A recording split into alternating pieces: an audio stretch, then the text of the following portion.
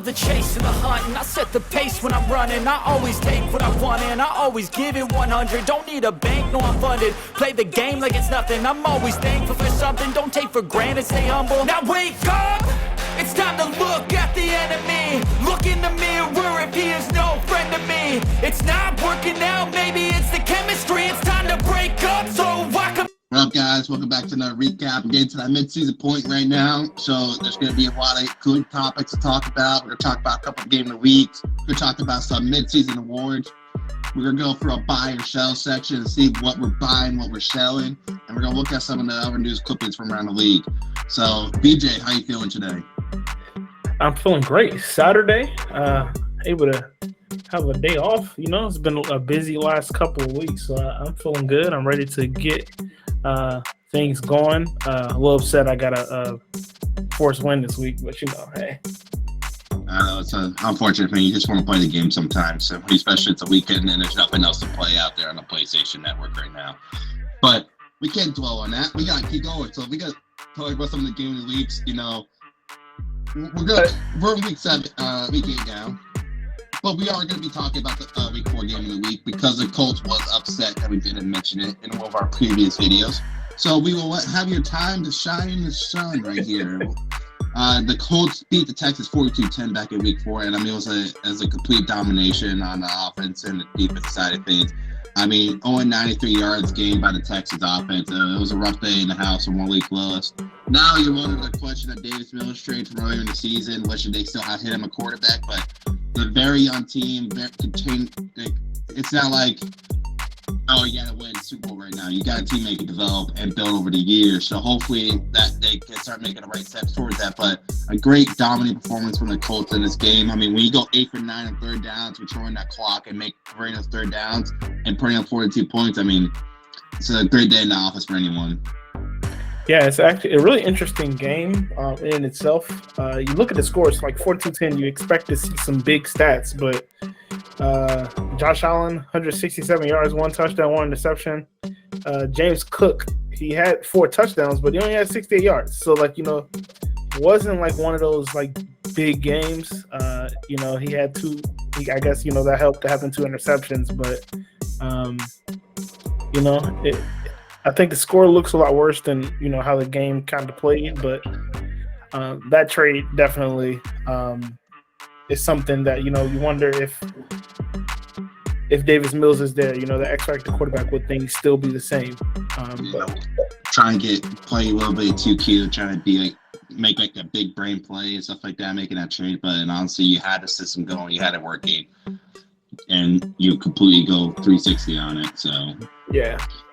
But moving forward, we just want to cover that real quick, give the Colts this time to shine in the sun. We're going to talk about the week 6 game of the week. We had 2 of the teams who struggled last year, a new user for the Vikings, the Panthers, and I mean, what a great game. I mean, 27-25, can't ask for any more. The Panthers did make a change of quarterback. They were using Aiden Hooker to start the season, but they are not using him anymore. I don't know who they went to. No, they're using Davis Mills. That's what it was. They traded for Davis Mills, and they're using Davis Mills now. So, I mean, you got the Minnesota Vikings. I mean, it was a tough game. I mean, you executed everything like you had to do, but when you turn the ball over too many times, it just comes back to bite you. I mean, yeah, the Panthers did have 4 turnovers as well, but when you turn the ball over 8 times, you're giving them 4 free extra possessions, and again, they managed to squeak by 2 points for that win for the Panthers. So, I mean, it was a very tight, contested game, high turnovers, defense making plays, offense making mistakes. But at the end of the day, the Panthers come out to win, pushing 2-4 now. So they're outside that win-win column.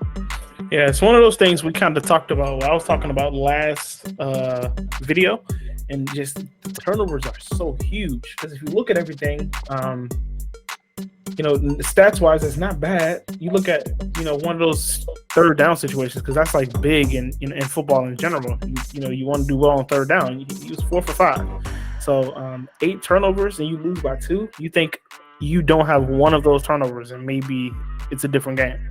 Exactly. So, but also, as we talk about mid-season, we're going to talk about some mid-season awards after we talk about the next game of the league. But like, that's why some guys might not be on the list because of the turnovers. They just have so many turnovers. It's just, yeah, you might have great passing yards and passing touchdowns, but I mean, when it's like a 1-to-1 ratio or close to a 1-to-1 ratio, it's not like, is it really worth it to get those yards and stats? But when you're turning the ball over and putting your team in jeopardy of losing the game, it's different from how managers validate turnovers and stuff like that. They don't rate that.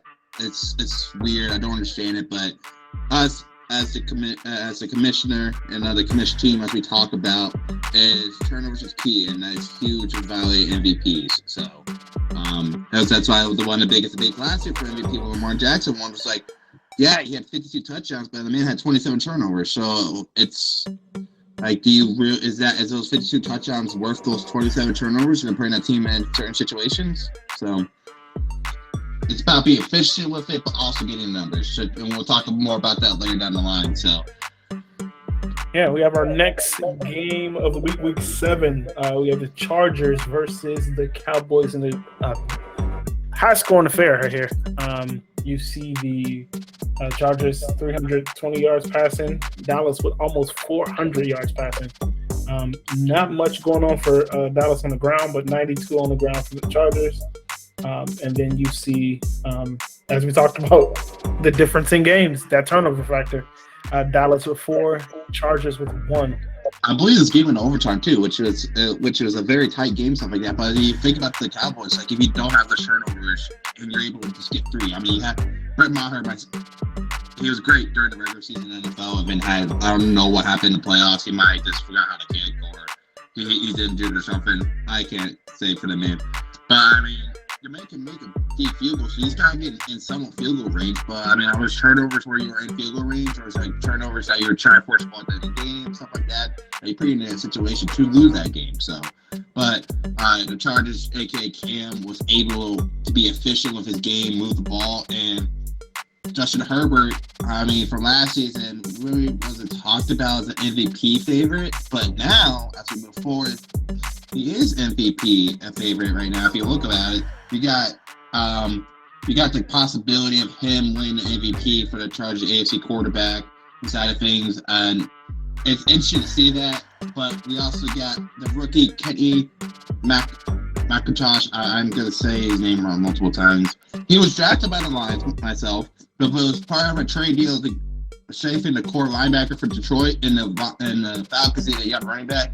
And Steven has used that running back to his full advantage. Leading the league in rushing touchdowns. I mean, he's been on fire. Actually, technically, he's not leading the league in rushing touchdowns. It's actually Tyler Huntley. They won't actually checking that. I forgot to look at that. But they don't do it in yards. But he's leading the league in rushing yards. Has almost 7 yards per carry. I mean, the man's been unfathomable. And to hear the season, you got Matt Golden Corral, as I call him all the time, and I make all the Golden Corral jokes to BJ when he's streaming. I mean, he's, and this is like, we look at it, and we look at this one, he's got 20 touchdowns on the season, but he also has 19 passing touchdowns, 10 picks, second in the league in passing yards, right behind Justin Herbert. Justin Herbert has that better touchdown to interception ratio. Matt Corral hasn't really used his legs this year, though. Like, Matt Corral was a decent runner last year. Not like he's gonna be doing crazy stuff the whole year, but he was able to get some good rushing yards here and there. But he hasn't really done that much this year, so he's been more of a pocket passer to talk about. I mean, he's in his games, his highest game total rushing was 15 yards, and he has 1 rushing touchdown. So it's like he hasn't been using his legs as much, but it's kind of interesting to see. I think people had a feeling who might be the favorite. As you see, he's number 1. I didn't want to talk about him, so I want to say the best for last is Tyler Huntley. Tyler Huntley, I mean, he's this bit. He took what the league said personal last year after saying he was not deserving MVP, even though he was more efficient than Lamar Jackson. He took that very sensitive, and it's like he's driven him all off season. He has post-board material. I came up and just has it up. I mean, like right now, we talk about that fish sheet. Tyler Huntley has a completion percentage rating right now. He's 4th in the league in passing yards with 1,932 yards. He has 20 touchdowns and 6 picks. So he's limiting that interception to touchdown ratio. But when he gets a chance to run the ball, he has 33 carries for 311 yards. He's averaging almost 9.5 yards per carry, and he has 11 touchdowns with no fumbles. So I think he took what people said last year very personally, and he's trying to prove that it's not a one-hit wonder. You know, he's got an album coming out, so he's just like, he's going to put on a sequel this year. He might put on the trilogy next year, but I mean, we're only halfway through the season, so anything can happen. But Tyler Huntley took whatever was said personally. So, BJ, when you see these four, is there anyone you have that is a favorite for MVP right now? Yeah, I kind of think it's a one-man race right now with Justin Herbert trying to keep up. And so, Tyler, that it's hard to argue with 80% completion percentage with a very low interception rate. So I believe he is also the pass. I'm trying to pull up the statistics right now. If people wonder why I'm looking and clicking my phone, is I'm actually looking up the. Yeah, he's leading in the passer rating as well. Okay, that's what I thought. I wasn't sure. So I don't want to make that if I'm trying to have that stuff. 129.63, and the next person is Lamar with 123. So it's a nice little gap between 1 and 2. So, but as we said, we will see how it plays out for the season. But I did skip a slide, BJ. I keep doing it.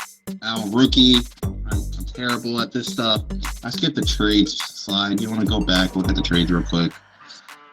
Oh, good. So just a few trades. We kind of talked about the Aaron Donald one last recap, but we didn't have the article or the picture out, so we didn't hit on it hard. But Aaron Donald was sent from New York to the Colts, and we kind of talked about that on our article video, how New York was shopping him because it wasn't really doing much for him.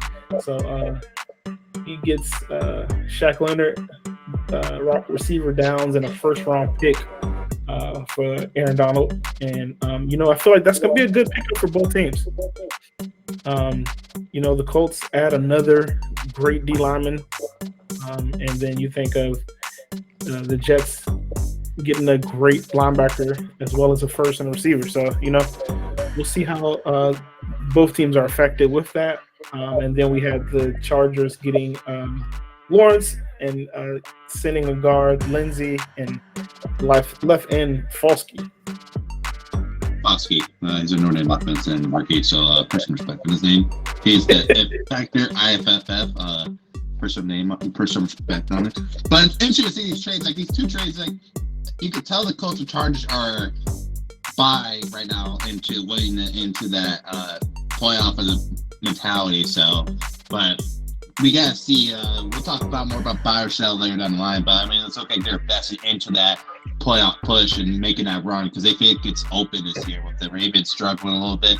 Going to have their third loss after this week because they won't be able to play. So it looks like the AFC could be wide open for anyone's taking to represent the AFC and face whoever comes out of the NFC. So, but moving forward with it, we got our next awards that we want to talk about. The Defense Player of the Year. And me and DJ, we sat here before, so you guys don't know, we talked about making the slides, stuff like that, for about probably 20, 25 minutes or something like that. We just had discussion. We looked at the Defense Player of the Year and we said, holy shit, this could be anyone. Anyone can win this year. It's like there's not one player this year that's like leaps and bounds above someone else. Like, I think last year we had I think Britt was like super high up there already with picks and touchdowns. Yeah. There's not really any guys. So we sat here, we really had to dig deep because obviously 3 factors for us when we're talking about these players is stats. Obviously, that's 1. 2 is winning games. If your defense is stopping people and you're winning games, you gotta get upset. But if you're like losing games, stuff like that, like you're 0-7, how can you be Defense Player of the Year and you guys can't win a game? Like, your goal is to stop people putting points on it. If you lose a game, that means you gave up points. So, and 3, like it's like we try not to look at what's the tackles. The tackle stat is super hard to watch because tackles is I feel it's the same game to get so many more tackles. So we look at big play defense stats like TFLs, sacks, interceptions, forced fumbles. And we believe these 4 guys are like in that running. But I mean, like we said, it could be anyone running this year, winning that defense player of the year. So we got Nwosu in from Seattle. Seattle has flip script from last year, going from that first overall pick, traded for like a top after being a top 5, trading for that first overall pick with Bryce Young. Then Nwosu has stepped up for that defense, helping be 6.5 sacks, third in the league right now. Making a lot of key stops for that Seattle defense and giving Bryce Young some cushion when he does make those mistakes and make those turnovers as well. So we have Jeremy Chin. He's got 6 picks on the season, tied for the NFL league right now. He also has how many sacks did you say they have? Like 2.5? Was it 3? For Simmons or Chin? No, Chin. Chin had 2, I believe. Yeah, it was 2, right? Yeah, 2 sacks, 1 touchdown. But yeah, I mean, Jeremy Chin, safety for the Chiefs, helped lead to an undefeated record right now. Maybe it's that backbone of that defense. So it'll be interesting to see if he can help carry that for the rest of the season. You get the linebacker from the Colts, Bobby Okure. He's actually, and the Colts has played majority of his games, but he's like leading tackles, got a lot of sacks as well. I think he's up there. He's not like super high because the highest sack total right now is 7, but he's like right in the middle of that pack where the sacks was. And then you got Jeffrey Simmons leading the league in TFLs and 18 TFLs, and also has 4.5 sacks for the Dolphins. So, like BJ, like we talked about, I mean, defense play a year right now. Honestly, I could just put the whole NFL in here right now if I wanted to, because there's not one clear guy that's running away with it. Yeah, and normally how defensive player of the year awards go in general. You know, they talk about the guys that's doing good so far, but then, you know, as the season goes, we have another whole half of the season. Somebody that's name is not on this list could all of a sudden start shining towards the end of the season, and, you know, it changes things up. So definitely a lot different when we're talking about defense. Because you gotta put a whole season together worth of defensive stats. Exactly. Anything can happen from week on weekend. So, but it's like I think there's like 5 guys who tied for the league right now in 6 picks. So I mean, completely, it's not like one guy's running away with it. Everyone's like even keel of interceptions this year, and there's not like a monster sack guy out there right now. So it should be interesting to see how that plays out. But moving from the defense side of the ball, we go to the offense side of the ball, and with the offense player of the year, like we said, we try to avoid quarterbacks. We don't want to talk about quarterbacks. Quarterbacks are, like, obviously you see NFL, they put Patrick Mahomes in there, which I hate. I don't think the quarterback should be winning offense player. It's like obviously the guy's got to touch the ball every time when he throws it, and he'd be able to run the ball from time to time. But offense player, we like to focus on the skill position, give him some love, the running back, receivers, and tight ends. And Chris Olave, yes, the Saints have not won a game, but Chris Olave just put up 8 catches for 301 yards and 4 touchdowns. Chris Olave carried the Saints offense, and you can only do so much as a receiver. He leads the league in NFL in receiving yards. I think he's leading the league receiving touchdowns as well, or tied for the league lead. Yeah, he's Andrews and Watson. Yeah, so it's. Oh no, excuse me, Brandon Ayuk has 10. Oh, okay. So they both. I know Chris Olave has 9. So okay. But I mean, the Chris Olave trying to carry the Saints offense to the promised land is just so hard. His back is killing him. So, but I mean, Chris Olave, he can't. He's been on a tear for the Saints team, and it's the one bright spot of that team right now. So hopefully that can help turn around eventually here later down the line. Mark Andrews, probably arguably the top 2 tight end in the game and NFL as well, behind Travis Kelce. But Travis Kelce a little bit older, Mark Andrews a little bit younger, not by that much. And Mark Andrews leading the league for tight ends, receiving yards, receiving touchdowns, yards per catch. I mean, Mark Andrews always does it that way, and Mark Andrews always tears fear, something to be afraid of in that Baltimore offense. A great weapon for Lamar Jackson to use, and he's shown that he can keep putting up numbers on a consistent basis and prove like he is probably one of the best tight ends in the game right now. And then you got Najee Harris for the Pittsburgh Steelers. Najee came on the scene.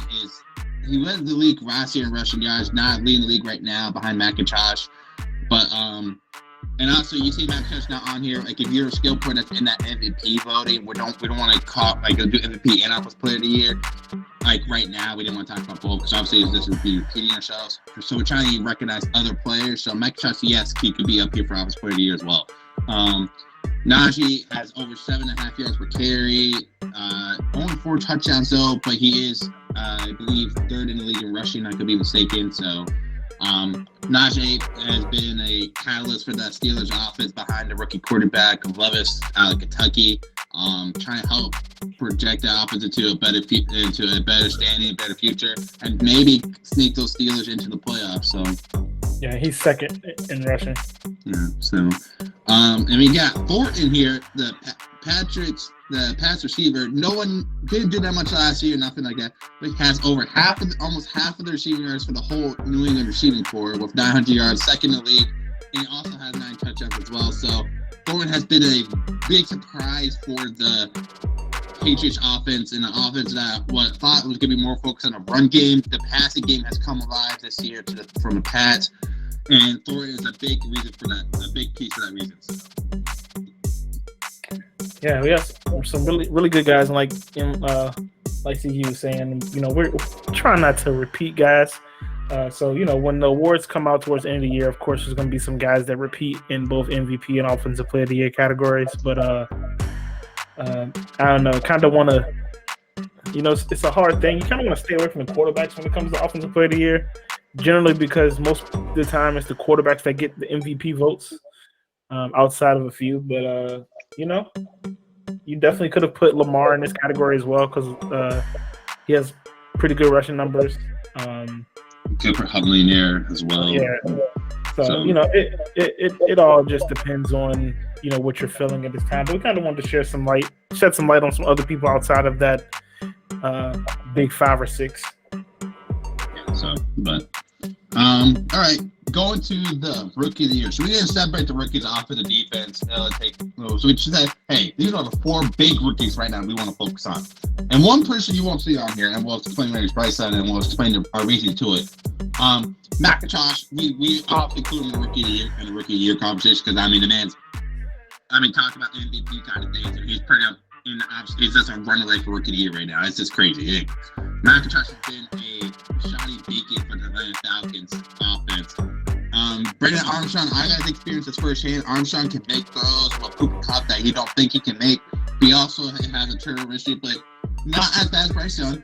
He has 19 touchdowns, 11 picks, and he is number 5 in the league in passing. So a little bit behind of Justin Herbert, Matt Corral, Bryce Young, Tyler Huntley, and Vinny Tim.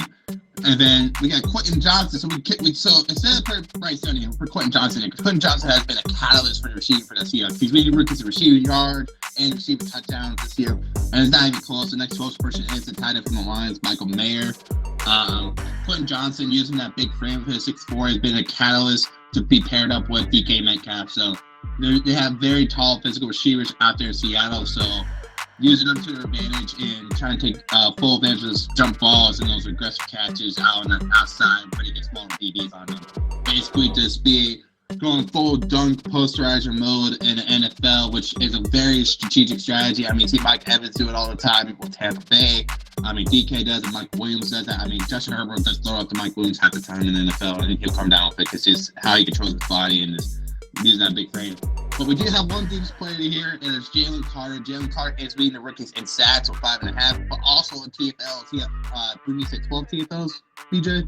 Either 12 or 11, one or 2. So, he's number 3 in the NFL TFL. Jalen Carter, the D tackle from Georgia, that pass traded up for Hershey, that has been a catalyst for that defense to help strengthen up that front 7 to pose that threat to other teams, saying, hey, you're not going to be able to run or throw the ball because we're going to get pressure and we're going to stop the run game as well. So Jalen Carter, a big help for that defense right now. So and now talking about Bryson, the question mark, why is Bryce not on this list?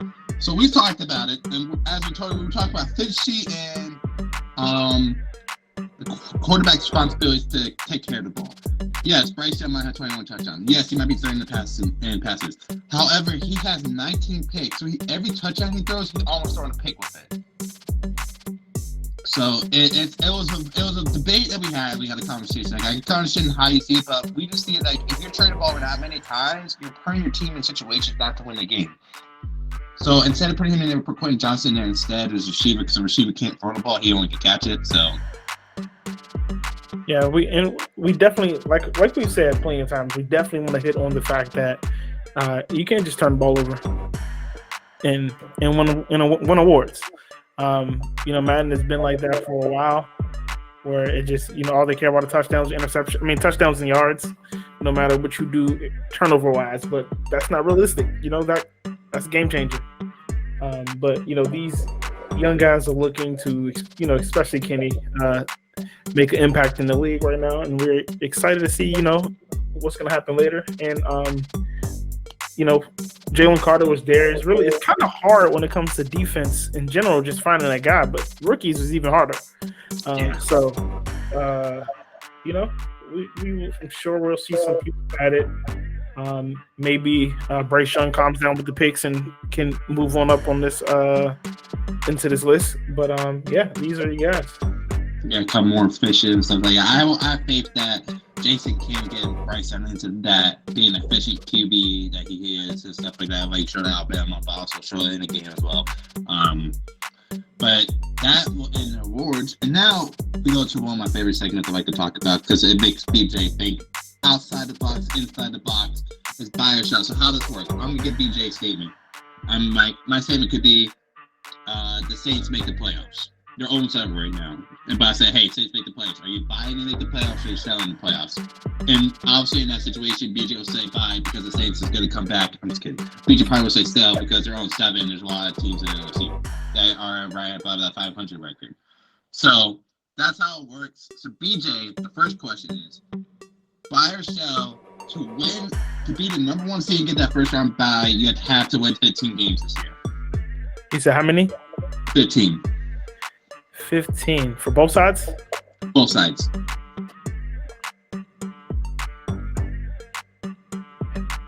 I kind of sell it. You're selling? Okay. Why are you selling? Is it AFC side or NFC side? I think it's going to be both sides. I think you're going to have to get to 16. Oh, you think you have to get to 16?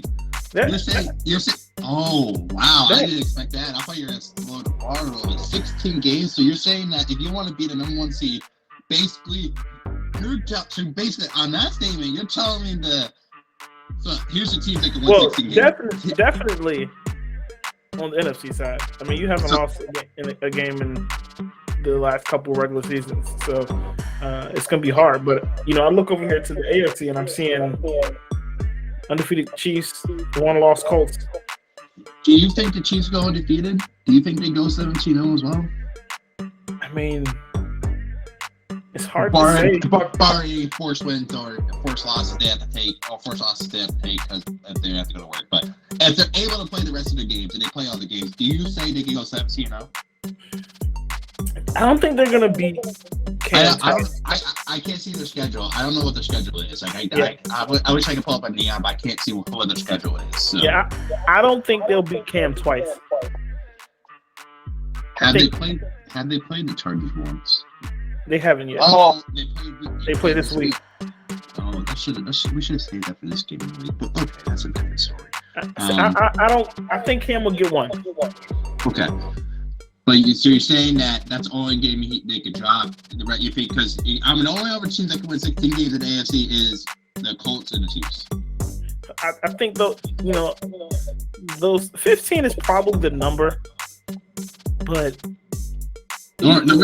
these guys are over. That's the reason why I said 15 is that gives 4 teams in the AFC to still get the number one seed, and then that gives 3 teams in the NFC. If you put 14, there's everyone's eligible for right now. If you're in the wild card, if you're in the playoff picture, you're all eligible to get. You can all get 14 wins if you win out. So, so I'm just thinking about it. So, for example, me and Baltimore are the only teams in the AFC with 2 losses, and then you have the Colts with 1, Chiefs with 0. Mm-hmm. I'm getting a forced win this week against Baltimore because he didn't want to let me get my revenge. So that knocks it down to only 1 team with 2 losses. Chiefs already beat me this year, so I'm 3 games behind them. You know what I mean? So it's kind of hard to say that that 15 mark is probably going to be it, but I don't think he'll lose over more than. I don't think the winner of the AFC will lose more than 2 games. Okay. I can see that. All right. Going into the next conversation, the buy or sell. Do you buy or sell that each conference will have 3 teams making the playoffs in the same division? That each conference will have 3 teams make the playoffs in the same division. So basically, like we'll say like the AFC East, there's 3 guys make it from the AFC East, and then there's 3 guys that make it from the NFC East. So I don't think the AFC East is going to be that team. If there is one, I think it'll be the AFC South. Oh, I was running the division after this. So okay. We're on same page. Yeah, same page. So. I'm looking. I actually buy that. All right. I'm assuming you're buying that because the AFC South will be one of those 3 teams. And do you buy that because of the NFC North, or do you buy that because of the NFC West? I'm buying that because of the NFC West. Okay. I believe that the Rams are a lot better than the Bears. Okay. I can see that. I mean, Rams had a great season last year. I mean, they were the number 2 seed. They lost in the first round to the 49ers, actually. So, I can understand that, and I can see it. Like I was saying, like I feel like the AFC side of things, if it's gonna be a division, it's gotta be AFC South. That's the division. Hey, that's gonna be the 3 teams. The AFC South stacked, like very probably the most competitive overall division in the AFC, both talent from top to bottom. And then if you look at the NFC, I say NFC West is probably the most overall competitive division from top to bottom. Yeah. When we say top to bottom, I mean, all 4 teams know how they can win games and they can compete at that level. So, and I actually think that NFC West is probably the most competitive because right now that Colts team is kind of running away with it, but that AFC West, it's like 1 game between each spot, so first, second, third. Yeah, I can see that. All right. All right, last one. And if you have any buy shows, BJ, feel free to chime in as well after I do this one. I just got one more for you. All right. Buy or sell, someone breaks a single season record this year for the NFL. It could be any record. Buy or sell, someone breaks a record. So are we saying record meaning rookie record or just record in general?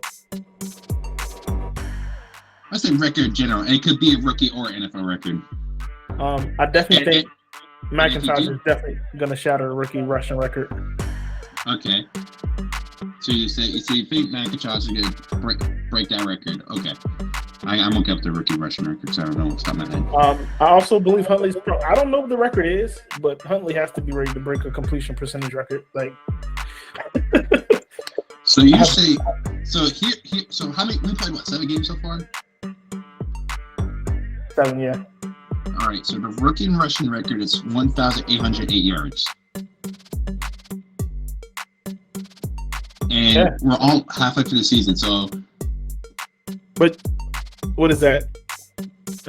7 games, so he still has 10 more. I know, that's true. He does have extra games, not like the 16 anymore, so we played 7 games. He didn't touch the ball week 1, so he is a week behind. So technically, it'll be like in line of the 16 games played by when the record was set. But and if question of the day, can you guess who was the rookie leader, the rookie record holder for most rushing yards in the season?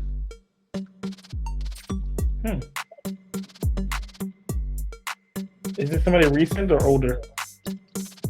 Oh, older, man. We're the passing age now. Okay, I know Zeke balled out one. I don't know if it was rookie or if it was his second year. Is it Eric Dickerson? It is Eric Dickerson. 1983 of 1,808 yards for the Rams. Yeah, that was a grown man, so you know. Yeah. I knew it had to be. Eric Dickerson was that guy. So you see, McIntosh could break that rookie rushing record. And he said, who else? And then I said the completion percentage record. I think that's getting shattered. I'm looking at Joe Burrow has it for 68%. Yeah, I think I broke that last year. So technically, I'm just going to one up myself again. Yeah, well, you're breaking the record that you already broke. You know? Yeah. We're very efficient. We're very efficient. We're 74.4 is the completion percentage. Yeah, we had 78 last year. So is there like a minimum? Is there like a minimum pass attempts as well? I'm assuming it has to be, right? I would assume so. I have no idea. Drew Brees broke it 3 times in 3 years. That must all been the Saints when he was on fire. Like it was like he was just throwing the ball like lasers. So no, it's actually like later in the year. 2017, 2018, 2019. Right before he retired. In the year they should have made it to the Super Bowl, but they didn't call the pass interference on the Rams. So, all right, yeah, I can see that. So, do you have any bio shows you want to ask? I don't think I have anything. I think those are pretty good ones. Yeah, so great. Get that mind thinking a little bit. Go outside the box to see. And if you guys have comments about the bio show section and you want to ask them, you can put them in the YouTube comments here, or you can put it in the Discord comments as well. We could just give our explanation for buying or selling now as well. So, and if you have any different concerns about buying or selling, what 2 questions I asked, you can type that in there as well. So we like to get the feedback from you guys. We like hearing all the feedback you guys talk about. So. But moving on, we're going to talk about some around the league news and look at some of these recaps and articles he posted. I mean, I think the hot take one this week is the Jets and the Bills. We could have posted all of them in here because we don't want to get that funny from YouTube when they're posting video. And we have O.J. Simpson on and it's being charged for murder and the chase is the same with the white Bronco. Yeah, I feel some type of way. OJ's innocent. We're not gonna bash this strong man. Yeah. So, but the Jets and Bills this week should be very interesting. It's also the game of the week for Week 8, so it should be very interesting to watch. But you can see in the New York Times, Jets coaches misses Mahomes training to double down practice. I think the Jets are in turmoil. They're 1-5 and they want to win a game, so. They have decided to double down and tell family obligations that don't matter anymore. So, and I'm starting to think that might be part of the issue that they're having over there in that franchise. That your mom's funeral is not more important than practice. I'm getting a little concerned, and not even just regular practice. He said to double down on practice, so that's like extra practices. So you decided to, no, we need some more practice. Yeah, they get done one practice. All right, I'll see you 2 hours. They went to go get dinner and come back. But it was like 2 days, man. NFL 2 days. Who would have thought? You said that what now? It's like NFL, like 2 days back in high school, man. It's like NFL 2 days. Oh man, that just made me think of when I went to this college camp. We had 3 days. Oh my gosh. Oh, it's not fun. I've done that before. It's not a fun time. And we got the Jags and Bucks here, and the Bucks made the Jags walk the plank, as you can tell, and also the Jags. Once we walked the plank, the Jags got eaten by a shark, so it's unfortunate. But Tom Brady and the Bucks lead to 6-1 now, stuff like that. The Bucks and he said this is the competitive, and he put it in quotation marks, competitive AFC South. He said AFC South is weak. So, that means he's talking about Houston, Tennessee, and the Colts. So I don't know about y'all, but I wouldn't let nobody talk to me like that. But I'm just saying. I mean, but he did beat the Colts already. He beat the Jags. I don't know if he's played the Texans or the Titans yet. Hey. But he does in here. We talked about he does face the Falcons, which is those are key matchups. The AFC South. The AFC South could be determined in the next 2 weeks with 2 matchups between the AFC South, between the Falcons and the Bucks. So it'll be interesting to see how that plays out. Moving on to our last article, the last thing we'll talk about for this video is the Titans, and the Titans is upset because they lost 20-17 to the Colts. And they're blaming C.J. Stroud because they went on a search party and they tried calling NMN for a favor and asking if the real C.J. Stroud was please stand up. And C.J. Stroud still hasn't stood up, so they still don't know where he's at. I guess C.J. Stroud had great games so far this season and had some god-awful games this season. So C.J. Stroud is like a hit or miss, He's like, sometimes he's there, sometimes he's not. Sometimes he's there, sometimes he's not. So, hey. They are who we thought they were, and we let them off the hook. Yeah. So they I guess they thought they could beat them, and then CJ Stroud left out the hook. So the fans in Tennessee are very upset at CJ. They thought they were supposed to bring to revolutionize that franchise, and they have lost some key games because he has not shown up to play. So hopefully CJ Stroud could be found. He might have to search a milk carton, searching missing pitcher on there, or get a manhunt, get a SEAL team put together, go on a Zero Dark 30 mission to go find him and raid his house, see if he's in there. So.